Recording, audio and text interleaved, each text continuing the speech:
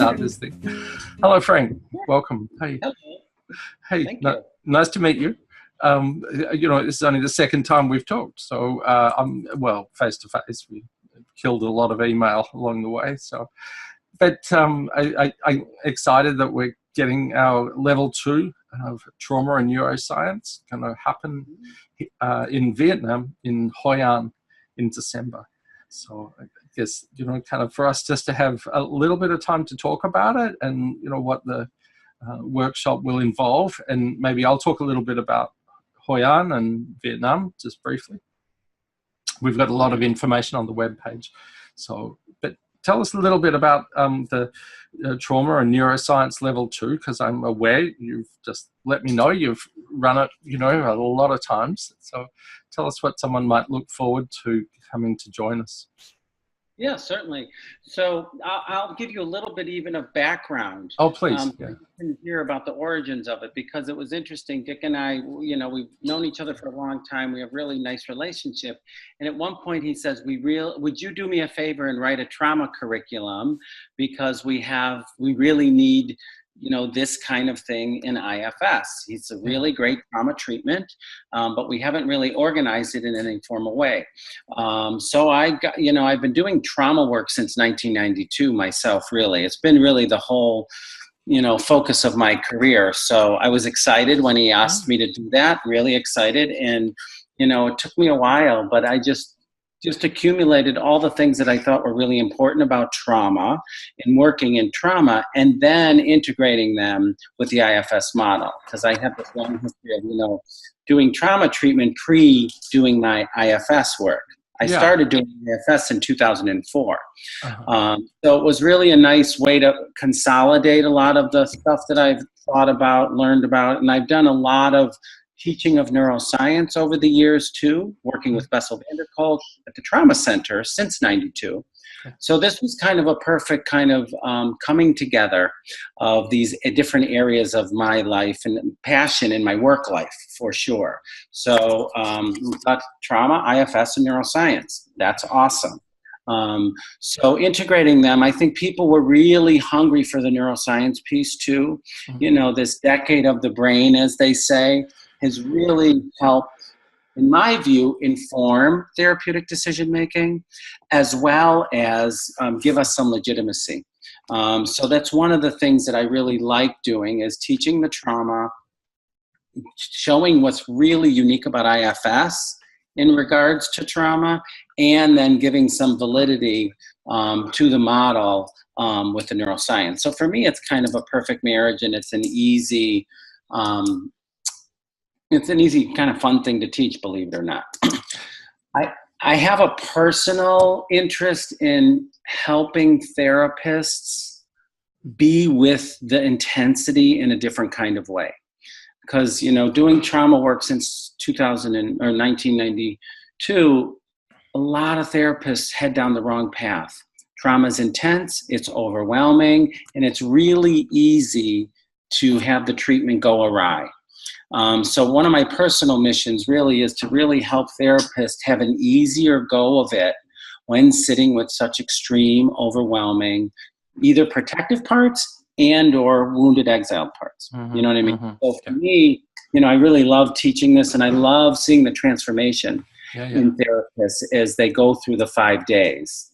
We have, I just give you a little bit of a outline, right? We have a theme of the day. Every day is a different theme. And I kind of set each day up around, trauma and the steps of IFS and working with parts. So the first day is being find, focus, and feel toward, I think, is what we do for the first step. And we're mostly that is, how do you identify parts? How do you stay in self? How do you do direct access comfortably? With trauma clients. Everybody that comes into our level 2, interestingly enough, will say, yeah, I know about direct access, but they're not proficient at it. And they don't do it as second nature as we really want them to in this curriculum. Because in my view, you can't really do effective trauma work without being proficient in direct access. Really a key piece to move beyond those extreme protectors. second day we do hyper-aroused protective parts. And the third day we do hypo-aroused protective parts to help people get beyond, you know, and we integrate neuroscience into that. And, you know, the people get nervous about the firefighters around the cutting and the suicide and the substance use, which tend to be more hyper-aroused, and just as important and oftentimes even more difficult are dissociation, numbing, withdrawal, and shame. So we kind of spend a day in each side of those. Do a lot of experiential exercises, do demos, lots of practice, which is great. I love that. And then the third day, I think, or day 4, let's see, day 4 is all about exiles. And so we do a lot of work on that and how to help people overcome common roadblocks to getting to the exiles, because there's a lot of that trauma. And then day 5, we kind of put it all together, so to speak, you know. And one of the things I like to do, and people joke about this, is integrate other modalities of treatment in the curriculum. And some of the lead trainers in IFS are like, you're telling me that Dick Schwartz is letting you talk about EMDR and AEDP or CBT and, you know, sensory motor psychotherapy? And I said, yes. He said, I'm not going to talk about it, but you can, Frank. So he really lets me integrate it because, you know, I believe IFS is the most complete model for trauma.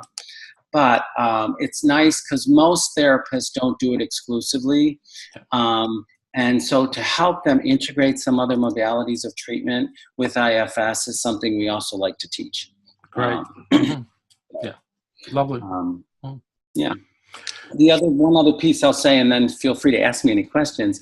One of the things that might be different about this level 2 than maybe say other level 2s or level 1 is we really, in level 1 training, it's often focused in the practice groups on the therapist, having the therapist teach the model. In the dyads and in the practice groups, we're working on the therapist.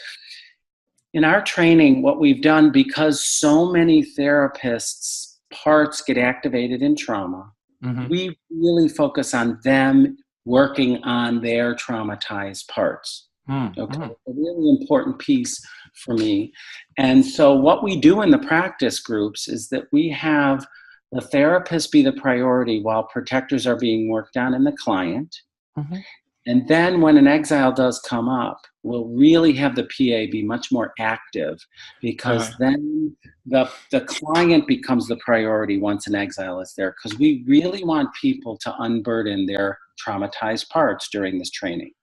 So it's very experiential, and people get a little bit nervous about that, but you know, we really create a safe setting such that that work can be done, because if you work on your own traumatized parts that inevitably get activated, much better trauma therapist to anybody who shows up in your office. Great.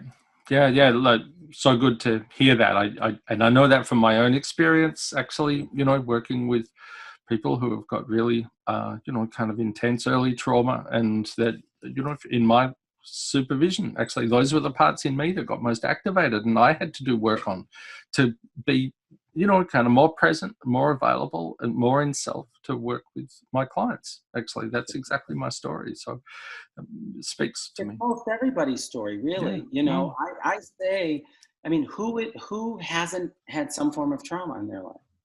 You know, and put a bunch of therapists together who often are wounded healers. We wouldn't be helpers in that way if we weren't, you know, also working on some of our own stuff. So, you know, for me, it's about not if you get triggered, it's when you get triggered when working with trauma.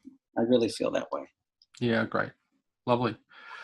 So that's all very exciting. And I fear that you and I have a longer conversation to speak about memory reconsolidation and so on, because I have a piece about that, you know, kind of working with Bruce Ecker's work and coherence therapy. So that we'll park that. We'll get around to that. I fear there's a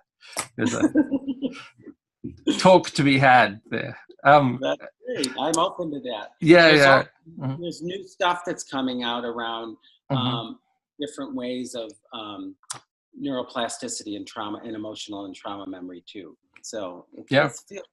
Neuroscience changes and evolves like crazy. Yeah. Like every 2 weeks, kind You of. got it. It's so hard to be current with that.